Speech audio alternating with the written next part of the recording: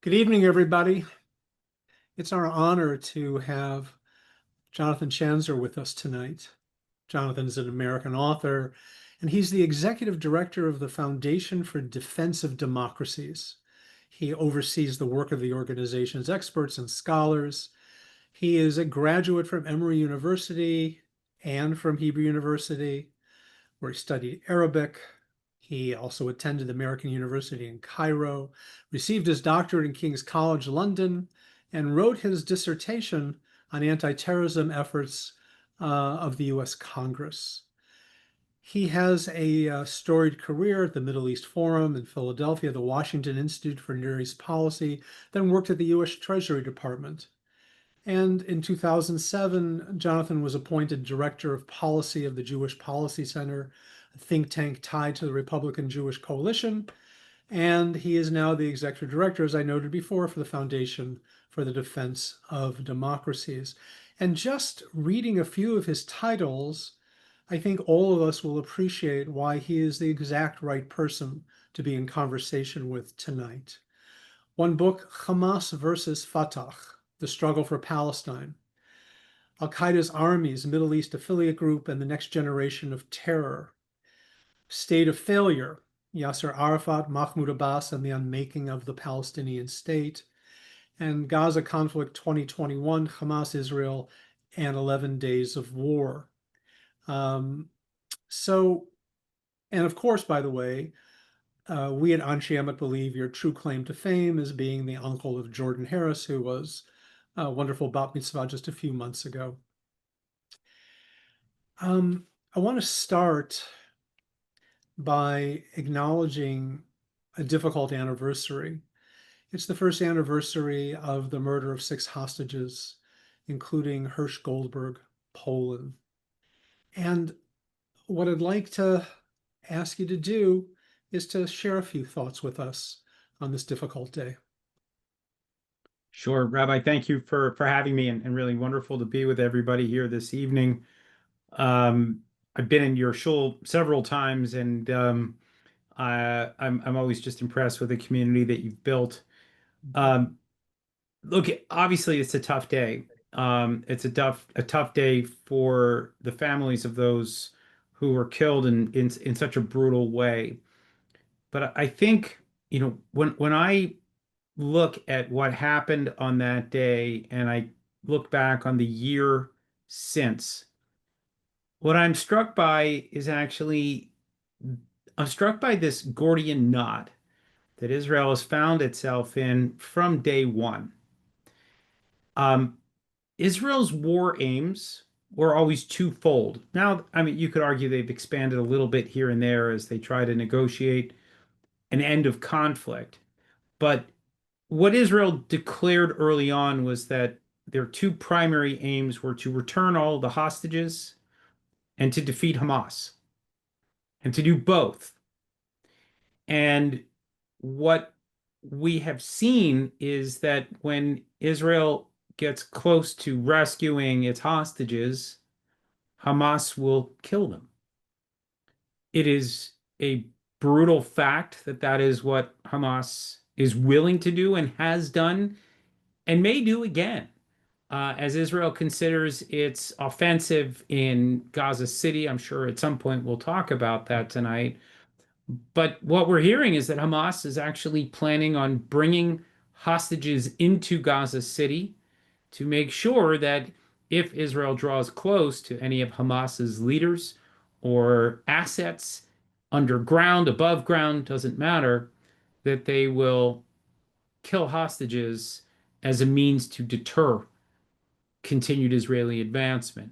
And there's a psychological war that is going on here right now, and the Israeli public is paying a horrific price. We all saw the hundreds of thousands of people pour out into the streets of Tel Aviv and other cities in Israel over the weekend, and they are demanding the return of all the hostages and an end to the war. When they do that, though, they're putting they're putting chips in the hands of Hamas to some extent or another. They're putting pressure on the political leadership of Israel to end the war, maybe not on the most advantageous of strategic terms. And Israel constantly finds itself, every time it has a plan to do one thing that would weaken Hamas, it finds itself having to deal with the human element of this, the hostages. And uh, it's that tension that I've been really aware of from day one. That if you want to get all the hostages back, you're probably going to have to make a deal with Hamas that doesn't end the war on Israel's terms or on, let's just say, the center of gravity in Israel, those that want to see the defeat of Hamas. If you're going to make a deal with Hamas, you're likely giving them concessions in return for these hostages. And this is the brutal situation that Israel finds itself in. It's actually, I think, the man who launched this war, his name was Yahya Sinwar, and he was the mastermind of the 10/7 attacks, and he had ideas about why the attacks would succeed. From a military perspective, he was dead wrong. He thought that Hezbollah would jump into the action and that Iran would jump into the and everybody would start to pile on Israel and from multiple fronts vanquish the Israelis within a matter of weeks or months. But he also, I think, understood that Israel is a divided country, that people on the left and the right really don't agree on a whole lot as it relates to the strategic objectives of Israel. And we can see that playing out in very real ways, specifically as it relates to the hostages and what needs to be done to save them. And there he wasn't wrong. By the way, he was also not wrong on one other score, and that was the extent to which the international community, the general public around the world, would come down on the side of Hamas Yeah. and support Hamas rather than Israel. And so, for me, I'm struck today not just by the sadness of those families and the pain and the anguish that they have endured. And I think really it was a moment for the entire Jewish community, all of Israel. Everybody mourned. This was a moment. Perhaps the Bibas family was perhaps the only other time that we saw this outpouring for specific individuals who had garnered so much attention. But I am just struck by the fact that no matter what Israel does, release hostages, not release hostages, make deals with Hamas, don't make deals with Hamas, it's all incredibly painful. The trauma that this country has endured, and this is, of course, a country of Holocaust survivors and people that have endured anti-Semitism worldwide. Now they're struggling with this psychological battle that they're Mhm. waging against their own brethren and against Hamas, and it is just painful to watch. I just want to take a moment before I respond, just to ask people to rise for a moment of silence. We all rise?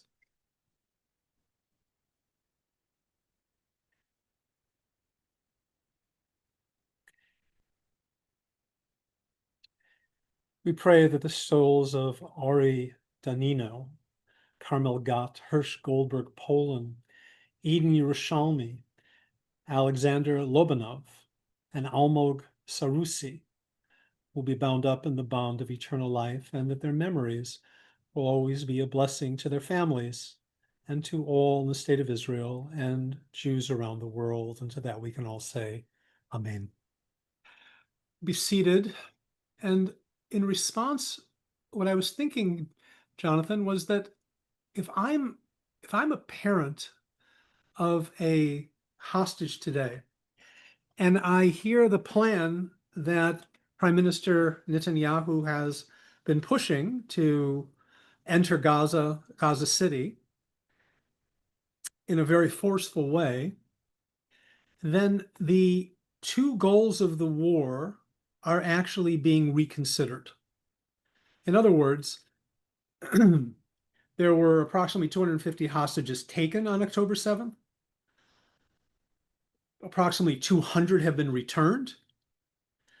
And the calculus now is about winning this war and defeating Hamas and not being put into this impossible Gordian knot, as you put it. And that's also part of the protest, the sense that maybe the government is giving up on actually having them released. Your thoughts? Well, it's interesting. I think that the government has been wrestling with this from day one. The idea of vanquishing Hamas and perhaps not giving as much thought to the hostages.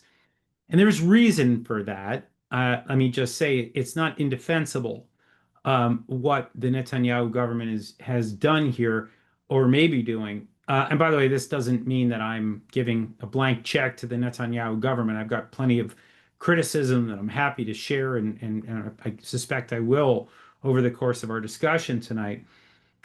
But this is a prime minister that has to think about 10 million people and the survival of the only Jewish state.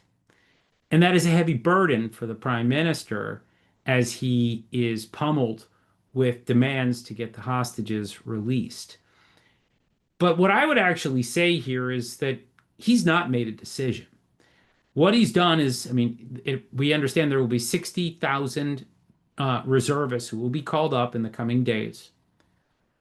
And that will be used as leverage. It will be a sign to Hamas that Israel is deadly serious about its intentions. But at the same time, we're hearing that there is another deal on the table, and one that could actually see the return of perhaps even all of the hostages. Why? I think we're still standing at a crossroads.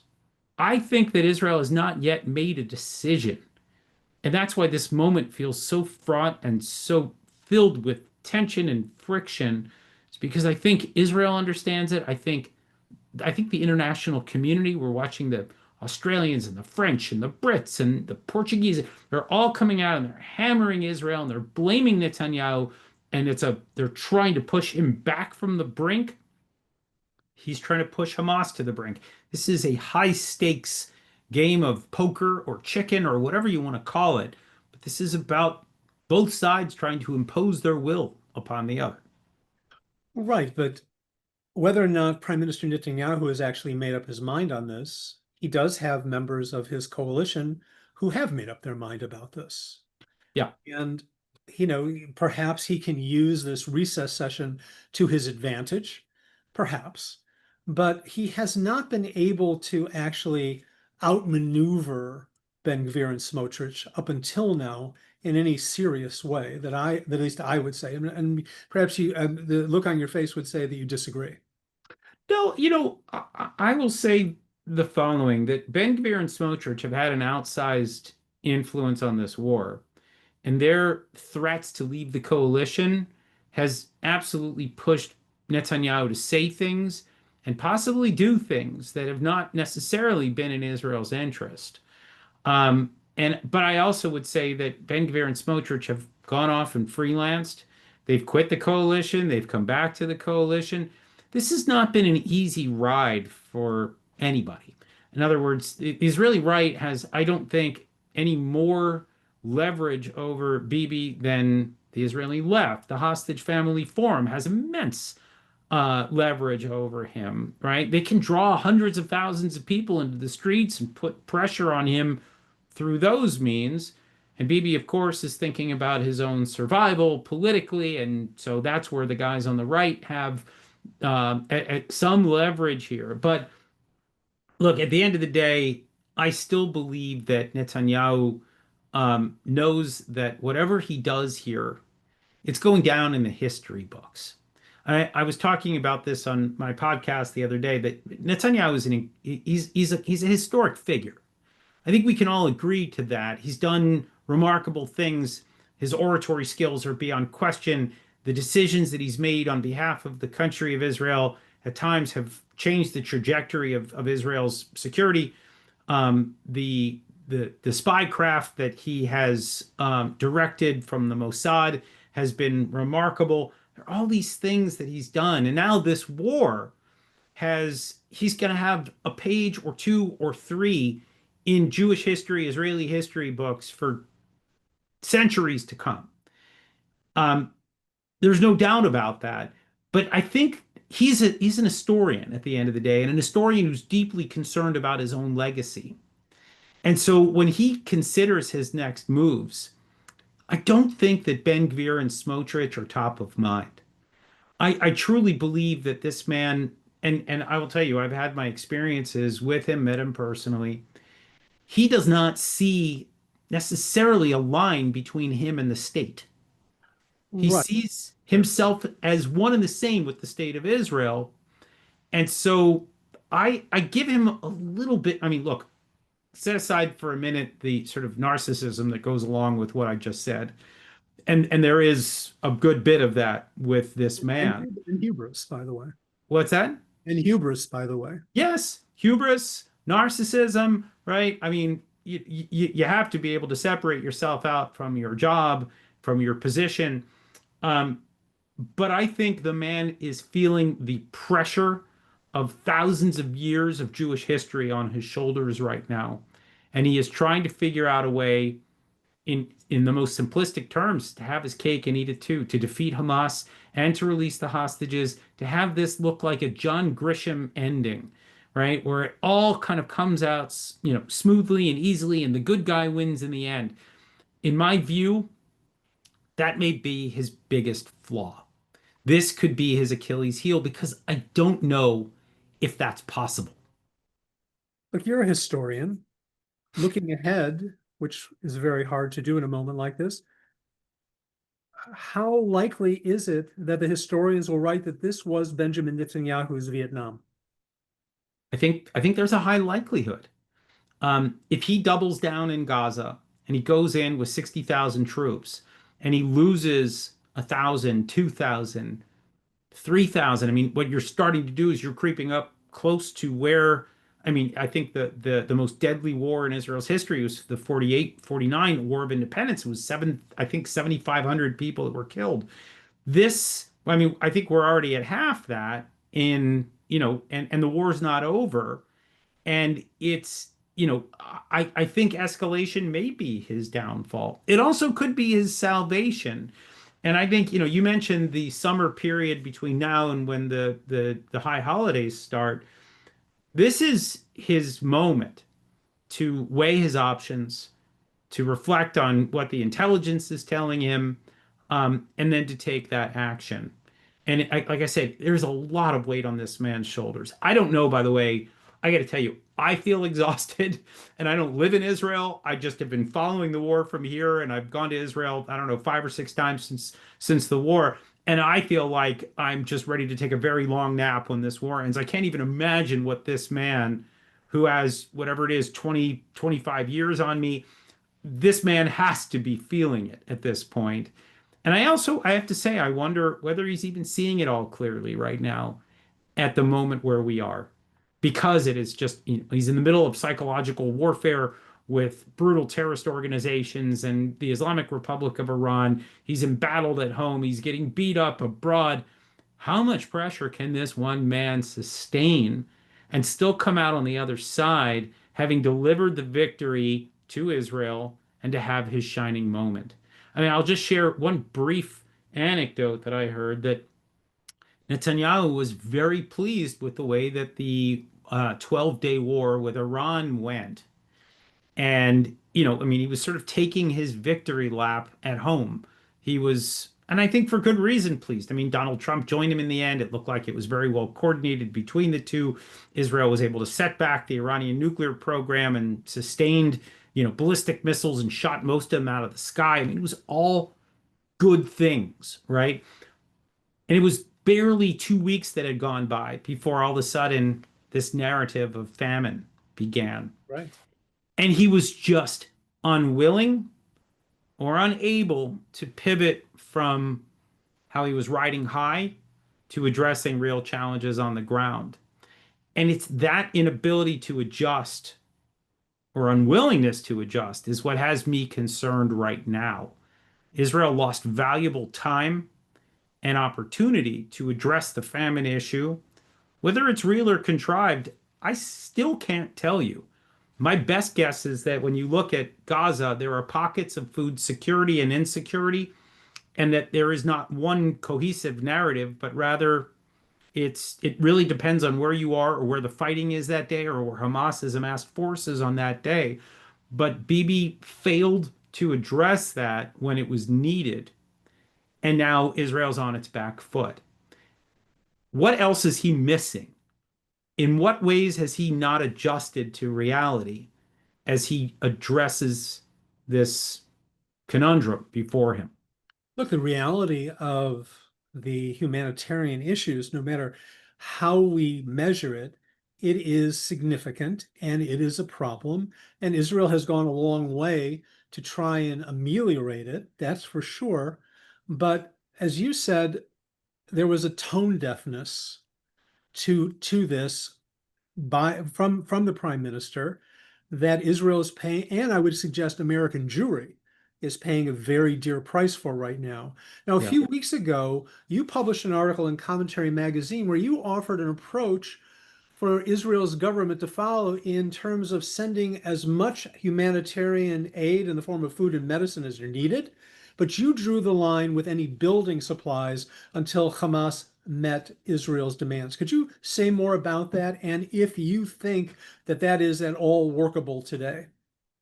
I think it's still workable, and I still think it's potentially an answer. I don't want to, speaking of hubris, I don't want to suppose that my answer is the best answer to all of Israel's challenges. But let me lay out a few facts. Number one, Israel has, at least in my view, and I think it's indisputable at this point, they've reached a point of diminishing returns as it relates to the war against Hamas. In other words, Hamas's military capabilities are a shadow of what they once were. um, the group can't pull off another 10-7 attack. Its capabilities are utterly diminished.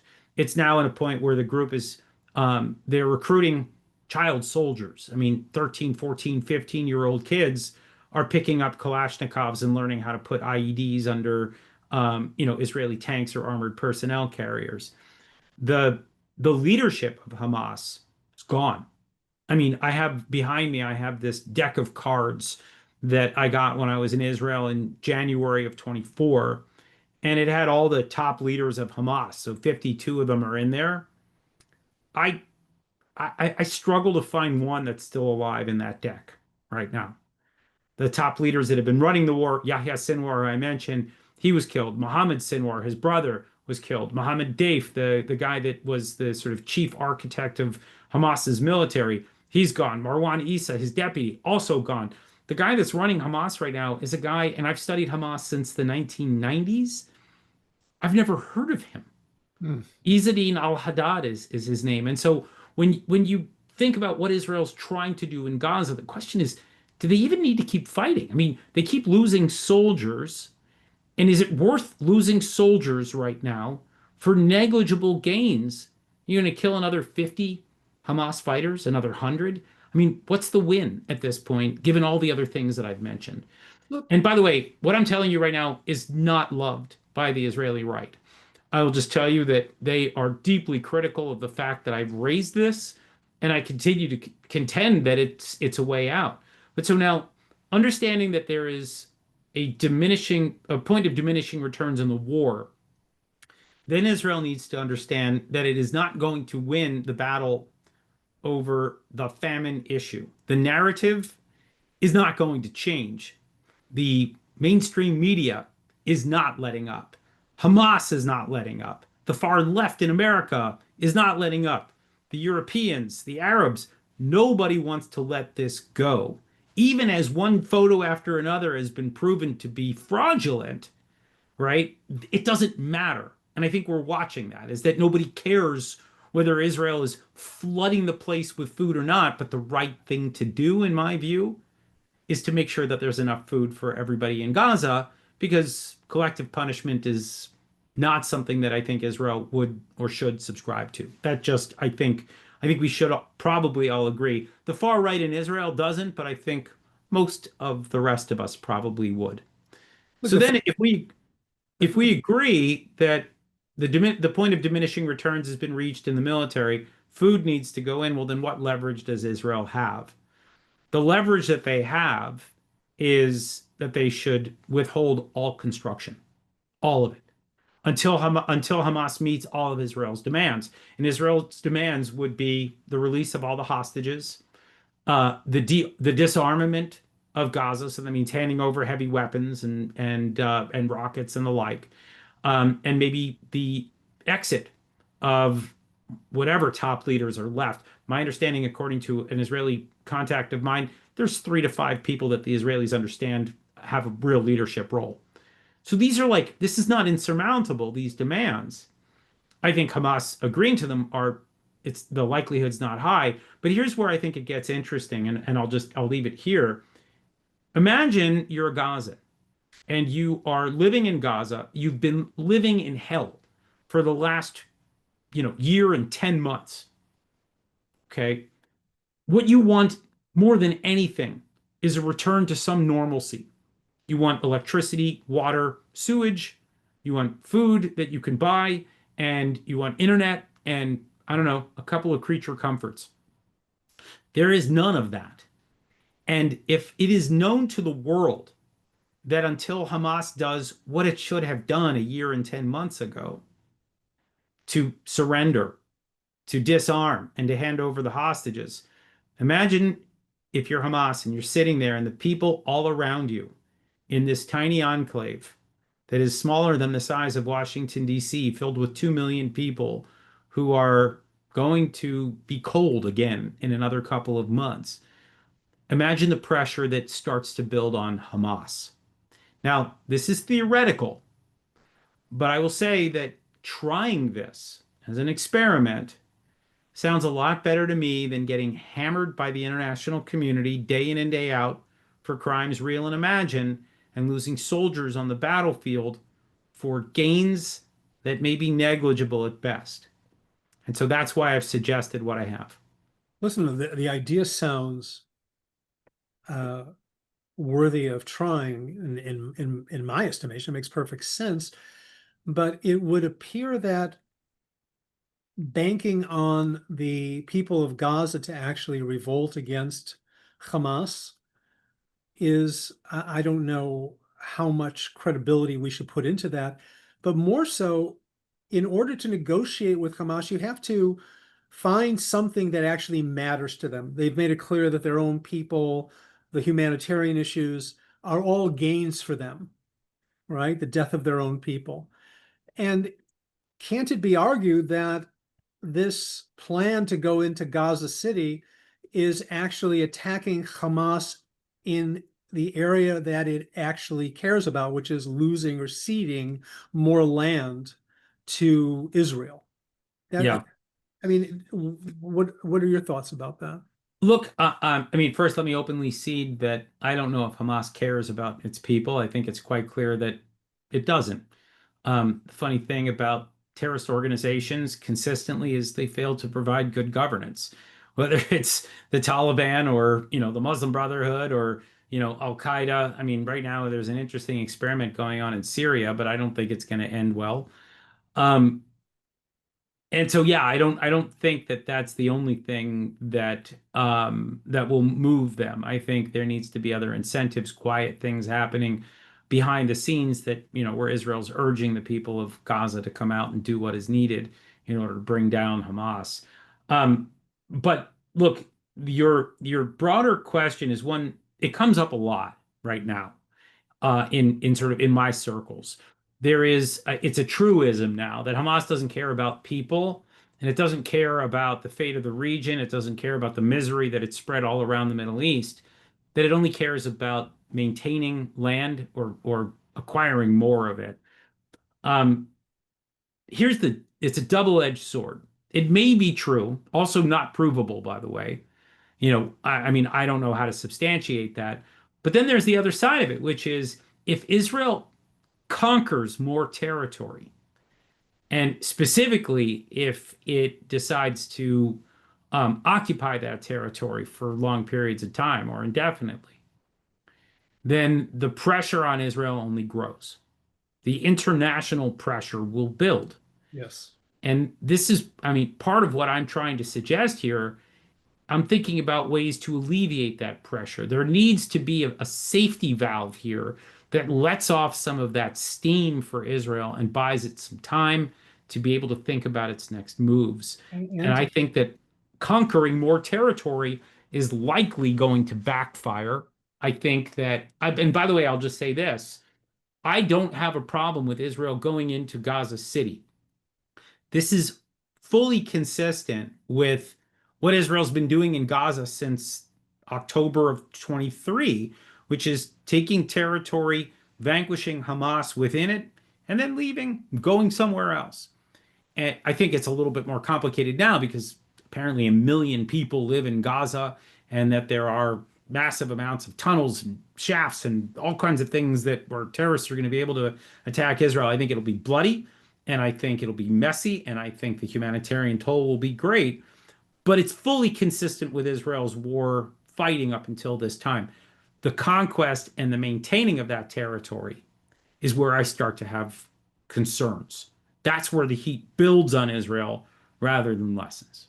Right. And just to put a fine point on this, it would be nice if Israel could shift the onus of responsibility from off of itself and place it back on Hamas.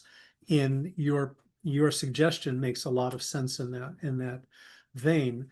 But I can't resist acknowledging another anniversary. That it's the 20th anniversary of Prime Minister Sharon's decision in the last week to withdraw from Gaza. As a historian, would you say that that was Israel's greatest blunder? It was top five, but not for the reasons that I think most people would point to. The idea of withdrawal, look, I mean, I do think that withdrawal doesn't work as a strategy when it comes to territorial conflicts like this. I think it's fanciful thinking to just think, well, you can leave and everything will work out. But for me, the biggest flaw with what Sharon did is this is his terrible legacy. He's got obviously some positive things that we can point to, a storied military career, and even some impressive wins as a politician. But what he didn't do is he did not secure an agreement before leaving the Gaza Strip. There was nothing that ensured that things would go well after he left. So, you watch the Israelis pull out, and then shortly thereafter, and actually this was, talk about a terrible legacy.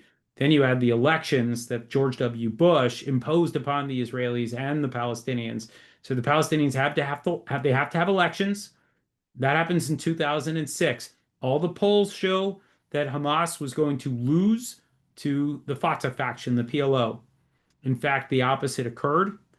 Hamas wins, and they say, okay, well, now we are a legitimate, elected entity here. We have the right to build a government, and we're going to run the West Bank and the Gaza Strip. Well, the Israelis and the United States and the international community, everybody says, no way, no how, you're not going to run the Palestinian government, because if that happens, then all of a sudden, all of the international aid that was going to be flowing to the Palestinians, the hundreds of millions of dollars every year, all cut off because Hamas is a terrorist organization. There's no way to square this circle.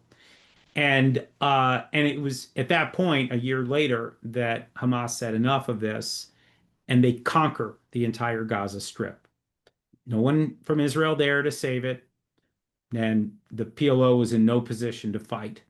And so it was a chain of events that ultimately led to the disaster of Hamas being the quasi-sovereign in the Gaza Strip. It took several blunders, but it began with George W. Bush pressuring Sharon, Sharon conceding, and then Bush forcing the elections. The two of them together, in my view, own this mess in the Gaza Strip. And it's funny, I was a George Bush Republican. Right now, I must say I'm a little bit of a homeless person as it relates to politics here in my fine city. But that one thing I just didn't understand. And as things, as those decisions age, they look even more ill-advised than they did back then. Mm. And that truly does explain how Hamas was in control and is still nominally in control of Gaza. So let's move from there and talk about a Palestinian state and talk about Fatah and the PLO. In preparation for our conversation, I looked over your book on on Fatah, and I was most interested in your conclusions. in a book that was published in 2013. And you offer really an excellent history, and I would recommend that book to anyone interested in learning more about this and its history. But at the end of the book, Olive Woodrow Wilson, you offer 14 points that would pave the way towards a Palestinian state, from economic guardrails to economic aid Palestinians received to a creation of a free press. And as far as I could see, none of them were actually implemented since that book was published. And yet, um, you know, and I'm going to quote you. This is how you end the book.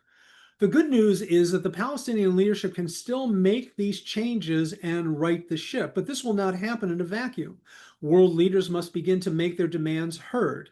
The United States and Europe will need to lead the charge, and when they do so, they should make it clear that these demands are not punishment for past transgressions. Rather, they are heightened expectations that can help the Palestinians actualize their dream. In other words, the Palestinians, you're arguing, have to earn a state, very much like Israel had to earn a state over the decades leading up to 1948. Well, now it's 12 years later, and how prescient were your words then? Can we apply them now, or has everything changed? I mean, Prime Minister Netanyahu clearly has ruled Fatah out of ruling whatever the Palestinian entity is. So help us understand how we got to this point. Help us understand the Netanyahu approach here, and Sure. and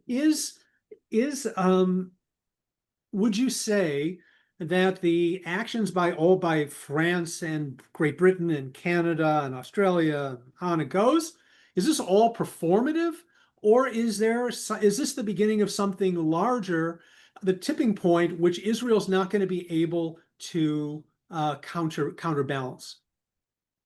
So a lot of good questions in there. Let me try to unpack a little bit of this.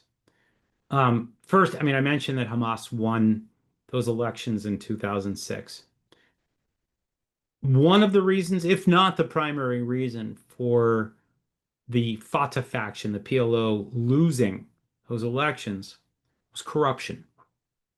That hundreds of millions of dollars, billions of dollars were flooding into the West Bank, into the Gaza Strip, beginning in the 1990s after the Oslo Agreement was signed. And the money found its way into the pockets of the political elite and did not go to the infrastructure, didn't go to schools, didn't go to businesses, didn't go to industry. I mean, nothing, right? And so the people of the West Bank and the Gaza Strip began to get very frustrated. And you could truly see how the state that they were trying to form was doomed to fail. And what we heard constantly was from American politicians, Europeans, the UN, the Arab states, it was always, Israel just needs to sit down and deal with this entity as if it was legitimate, as if it was functioning, as if it was prepared. And it wasn't. It never was. It had never gone close. And so all of these calls back then and the calls now were, there was actually, there's a famous phrase from George W. Bush. It's funny, his name's coming up more tonight than normal. He called it the soft bigotry of low expectations. And I would say that that was in full view back then and today. You still have European countries, world leaders, they think they're on the right side of history saying that it's time for a Palestinian state, but there are no institutions. There are no political parties any longer. The government is run by a guy, I mean, Mahmoud Abbas, the president of the Palestinian Authority, is, what is he now? He's 19 years into a 4-year term. He's in his late 80s, just quit smoking a couple of years ago. Now he just vapes. Not a picture of health here, right? And you just get a sense that, like, This is what these Europeans and these world leaders are trying to turn into a Palestinian state. You don't understand why. What was this moment? Was there some moment where the Palestinians emerged, where the PLO emerged? They said, look, we have the answers to Gaza. And by the way, look at the West Bank. It's a paradigm of self-governance. And boy, are we ready to assume statehood. They've done nothing to advance their cause, even since the war erupted. I mean, things have been more stable in the West Bank, but I'm not seeing signs of mature statehood. When you look at what Israel did, Israel had the Yishuv for decades before declaring a state, and the Yishuv had created institutions. All they needed to do was to flip the switch. They had universities and they had police and they had an army and they had, right? I mean, there was a whole governing structure that worked. And look, I mean, even when you look around right now, I mean, I look at South Sudan, which was the last country to become a state of the United Nations. They became the 193rd country. They were not ready. And the country is near collapse. And, we're watching war all around it and inside of it. It wasn't ready. The last thing that Israel needs, the last thing the Middle East needs is another failed state. And that does appear to be where we're heading. But here's the thing. I think a lot of this is coming because Netanyahu doesn't want it. And I think this is punishment for him. We're hearing from like the leaders of Denmark and from France and from Australia. They are all taking aim at him directly. They're saying that he is the problem. And they know that he has deliberately tried to withhold assistance to the Palestinian Authority. In fact, and here's where I'm extremely critical of Bibi, he facilitated $30 million a month from Qatar to Gaza as a means to make Hamas stronger and to make the PLO look weaker. So here is a deeply flawed strategy that has come back to bite him. And but that does not justify what world leaders are doing and saying right now. There is no logic to what they are trying to do. But let's unpack that a little bit more. Gaza cannot be rebuilt without the Arab community coming in with financially and structurally.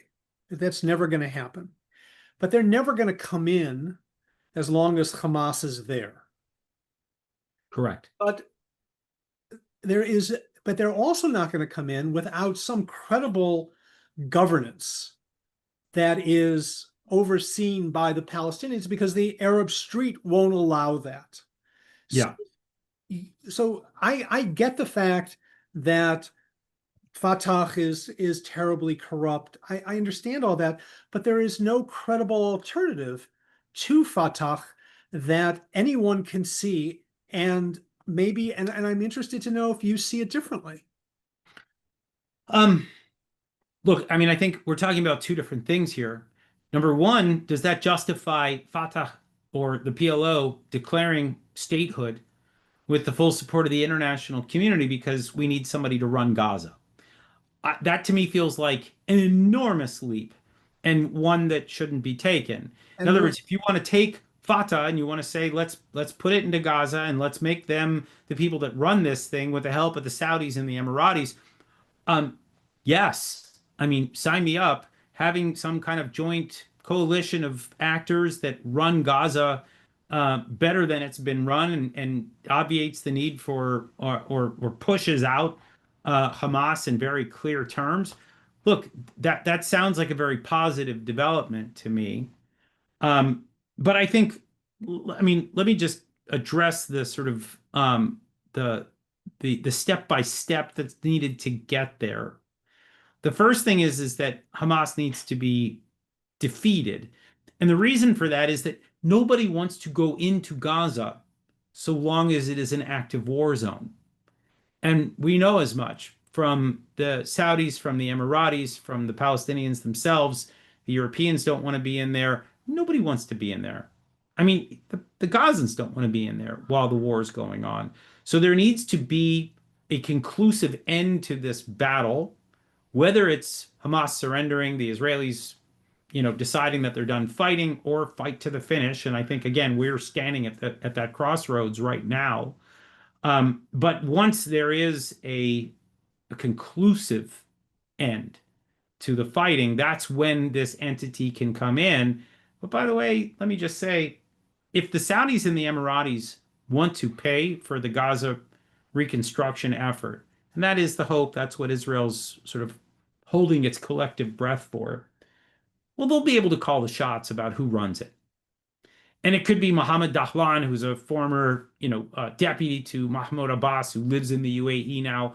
He could come back and run it. It could be Abbas himself. My preference is that Abbas leaves the scene willingly, unwillingly, breathing, not breathing. Somebody else comes in with more legitimacy. Elections can take place in the West Bank. That will give at least some legitimacy to whoever takes over. But these are all things that need to happen there's an order of battle to all of this. And no one seems to be thinking about this step-by-step approach that would get us to a more stable structure. And And, that's been my main concern. and that is exactly what puts Israel on its back feet, again on its heels, again and again, because there is no clarity as to what victory actually looks like in a realistic way. I think that's right. But part of it also is, and this kind of gets back to the beginning of our conversation. Hamas is not your average enemy here. Defeat means nothing, victory means nothing, survival means everything. And so, basically if Hamas is still even a shell of itself, but it is still intact in some shape or form, they will claim victory over Israel at the end of this. The amount of suffering and destruction that we have seen in Gaza, and it is significant. I mean, you and I were talking about this before we went live tonight, but when the images do come out of Gaza, whenever they're allowed, it will be shocking. Gaza will look like Raqqa, which was the capital of the Islamic State before the United States laid waste to it. This is what happens in modern war when you're fighting against jihadi enemies that are zealous and unwilling to yield. And I think that's ultimately the challenge that Israel's dealing with. It is fighting zealots who don't care about the lives of those around them, and they don't care about whatever infrastructure survives. It's zero sum, but even worse because, even if they don't win, just by refusing to surrender, they don't lose. Right. And And that's the path we're on. right. And I'm really glad that you underscored that because we are fighting against religious messiness. Yeah, And, we are. and another time, I'd like to have a conversation with you about Jewish religious messiness as well, which is also a great danger to the state of Israel. But we're going to put that aside for a Well, minute. I'm happy to talk about it now. Look, I will just say this. There are crazies on all sides of this conflict. It brings out the worst in everybody, it seems. And I will just say that the Israeli right has not helped anything at all. I would say that it's a smaller minority, of course, than, the large numbers of people that have come out in support of Hamas inside the Gaza Strip. But they do irreparable damage to Israel, especially as Israel fights for its legitimacy on the world stage. These, settlers that are harming Palestinians in the West Bank, setting things on fire, dropping new plans that are, inciting, anger across the globe. These things are not, they're beyond not helpful. They're downright harmful to Israel, making it, like they're already fighting with one hand behind their back, and now it's like with one eye closed. And it's a shame to see this, and I do hope that Israel gets a handle on it at some point. Right. And you made reference earlier to Israel, to Netanyahu's legacy. And I think part of that legacy will be normalizing the most extremist elements in Israel and putting them in the government. And I think that's a very dangerous thing. We have about 10 more minutes, so this is sort of a lightning round, and I'm going to ask a couple of questions and try and move through. You are also an expert on Iran. You spent a lot of time thinking about it, talking about it, and writing about it. Reports now seem to indicate that Iran is focusing more on building its ballistic missile arsenal, possibly even more than its atomic energy. And they are working with China to move this forward. How much pause does that give you? It gives me pause. Look, let me just say, it's not a surprise that they're not moving forward with the nuclear program, given that Donald Trump has 3 more years in office. And if he sees signs that they're building that nuclear program again, he may come back with those B-2 bombers and dispatch with them again. I don't think Iran needs that. I don't think it wants that. I think what they are really thinking about right now is the fact that Israel is operating with impunity within their own airspace for 12 days. It was an embarrassment. It was a finger in the eye to the regime. This is a regime, I mean, you have to understand that the pinnacles of this regime are essentially death to Israel, death to America, and death to Israel. And Israel, right, the lowly Jews were dominating their skies for 12 days and destroyed all kinds of infrastructure. The one way that they were able to get back at Israel throughout this war, and I was on the ground for 5 or 6 days of that war, um, were the ballistic missiles. The drones didn't break through. 99 out of 100 of them did not get through. The ballistic missiles, 16% got through. And when they did get through, they did immense damage. We all saw the photos and the videos and the imagery. I will tell you, having lived in Israel during the Second Intifada, having been in Israel during multiple rocket wars, the fear that was felt on the ground while those rockets were, I mean, shaking the earth when they dropped, um, not insignificant. And so the Iranians right now are trying to think about how to, um, they want vengeance. And if you've read recently, Iranian leaders have come out and said that they never declared a ceasefire, that technically they're still at war. The Israelis, by the way, are also still at war. They're doing interesting things on the ground right now. The GPS system in Iran is still blocked. It is malfunctioning on a regular basis, to try to make it more difficult for the Iranians to be able to direct future missiles at Israel. But the Israelis are also they're doing something that is I find fascinating. It's actually going to be the topic of my next book.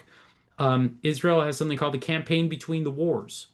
And this is asymmetric gray zone military activity that is designed to strike at Israel's enemies and to lengthen the period of time between the last war and the next one.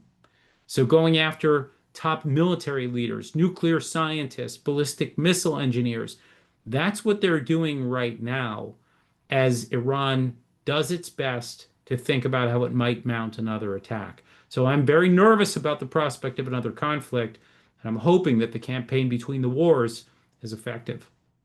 I think it should be also noted that as that 12-day war went on, Iran showed a great ability to learn from its mistakes, and they were becoming more and more effective in that ballistic in their success in the ballistic missile of attacks on Israel. Well, I mean, they were learning in real time. I mean, they were unable to launch 500 ballistic missiles at Israel prior to that, right? So from every one of those 500 missiles, they were able to collect data. And their scientists and their engineers were able to adjust in real time as some of these rockets strayed from their targets and others, were right on.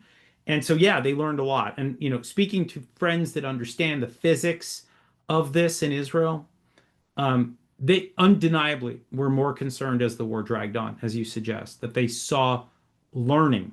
And that is something that, of course, is great cause for concern. And China, what do you have to say about that? Look, China, and I think, it's funny, but this gets to a point that we make all the time at my organization, at FDD, at Foundation for Defense of Democracies. We see right now that there are 3 embattled democracies in the world that are deserving of our defense: Israel, Ukraine, and Taiwan. And when you look at those enemies, you also have to understand that there's an axis, right? That the axis of China, Russia, and Iran are working together to undermine America's allies, to undermine the American-led world order. Now, look, thankfully, the Chinese didn't intervene during this war, nor did the Russians in any meaningful way. I think that's the good news is that the United States deterred them and maybe they didn't want to mess with the Israelis and or maybe they just didn't think it was worth the blood and treasure. But that doesn't mean that they're going to be sitting on the sidelines now. And the Chinese understand that, this actually redounds to their benefit at the end of the day to see this conflict to go on, to normalize this sort of thing. They're prepared right now. They're getting ready to take Taiwan. Whether it's in a year or 2 years or 3 years, that is the plan. By the way, they love the discussions that are happening right now between Ukraine and Europe and the United States because we're now talking about, allowing Russia to keep territory that it conquered. And so the Chinese are watching what's happening around the world right now. And just to be clear, they are our number one peer competitor and our number one challenge for decades into the future. And they are, quite frankly, loving what has transpired in the world over the last 4 years. This Sunday, we begin the Hebrew month of Elul, leading us to the high holidays. So I'd like you to speak about what gives you hope at this time. I love that question because if we only focused on the negative, this would just be a dismal field. So, look, a couple of things that I'll point out. Number one, uh, normalization continues, whether we see it or not. I mean, there was a secret meeting that just took place the other day where Ron Dermer, the Minister for Strategic Affairs of Israel, was in the UAE for what was supposed to be secret discussions, but it leaked. The UAE relationship with Israel is still quite strong. So is the one with Bahrain. So is the one with Morocco. And I mean, people don't talk about Saudi Arabia as normalization. Let me just say, I've been to Saudi Arabia 7 or 8 times now. Normalization is a process, not an event. And I believe that normalization is already in process with the Saudis. It's just a question of when they want to come out, from the shadows and hold hands in public rather than under the table. And so I see positive things coming. I think that Israel needs to win this war against Hamas and maybe the next round against Iran. And I think a victorious Israel will be the kind of Israel that these countries want to work with. A strong Israel with America's backing is the Israel that these countries want to make deals with. So Israel is not just fighting for its own survival against, really nasty foes, but they're also fighting for their future right now. And I think that's really important to note. Mm. The second thing that I'll note in terms of positive is Israeli technology is just unbelievable. The Arrow missile defense system that knocked 84% of those ballistic missiles out of the sky is unlike anything anybody else has in the world, including the United States. Our THAAD missiles that we deployed to help Israel they intercepted missiles something like 65% of the time. The Israelis did it 84%.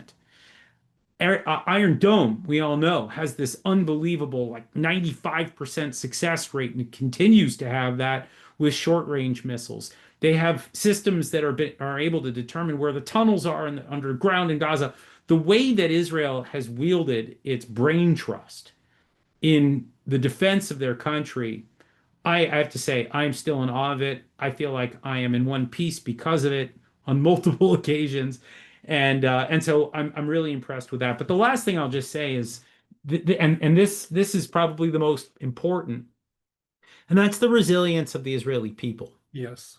When I was in the bunkers during that 12-day conflict, I was, I shared a bunker with a newlywed couple. They were literally on their honeymoon in Jerusalem when this broke out.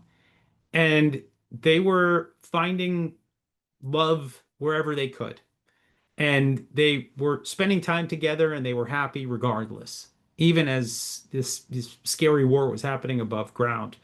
A family of six, 4 kids, little kids under like the age of 8, also in the bunker, and the parents were clearly not sleeping. The kids weren't sleeping. Everybody's playing, they're having a good time. And when people got out from those bunkers, it was defiance every day. And you still, I mean, I don't know how often you get a chance to talk to the, soldiers or the parents of soldiers. There's nothing but pride right now. Absolutely. And so when I just look at this country and what they've gone through over the last year and a half and the trauma, I am continually amazed at how they just put one foot in front of the next. They know that they're fighting for something that is hugely important. And I actually think that's the secret sauce for Israel. Other countries, you could say, well, I'm going to leave. I don't want to live here anymore. It's Canada, it's Australia, right? There's nothing special necessarily about those countries. But if you live in Israel and you're Jewish and you understand that this is the only Jewish state and that your people have waited thousands of years for its creation, you're not leaving anytime soon. And you will not cower. And that I see every day when I speak to Israelis. It's a beautiful answer. I would add one, there's many things we could add, but one more, and that is the vibrancy of Israel's democracy. What we saw happen over the weekend, this past weekend, where you had one of the largest demonstrations in Israel's history. 1 million people walked through Hostage Square. Where was the violence? Not one death. And the country continued the next day. And that speaks volumes about the vitality of the state of Israel and the Israeli people. And we don't spend enough time really celebrating those moments and the power of those moments. Look, I fully agree. I will say though that some of the scarier moments that I've had in Israel have been, when those protests spill out onto the highway and people are Yeah. burning things, and they're not always. Look, we don't see a lot of, conflict amongst Israelis. I think you're right in pointing that out. I am a little concerned, not to throw water on the positive things that we're talking about here, but I'm concerned about just how divided the country can be at times over different Absolutely. issues. Absolutely. And the hostage issue is a big one. The war itself, I think, is becoming larger and larger. Even as, early on, it was nothing but full support for the war after October 7th. You're starting to see some changes. But you know what? Those things, I mean, getting back to your original point, healthy in a democracy. You're allowed to think differently. You're allowed to express yourself in whatever way you wish. And I think, Israel celebrates that. They celebrate their own diversity. They welcome whether you're religious or you're secular or you're right, you're left. Does not matter. You have a place in Israel, and Israel has gone out of its way to make sure that that place remains for everybody. On that note, Jonathan, thank you. This has been enlightening, and I hope that you'll agree to continue the conversation with us in the time in the time ahead. With great pleasure. Thank you for having me. It really a terrific conversation. Thanks. Have a great night, and thank everyone. Thanks to everyone who joined us.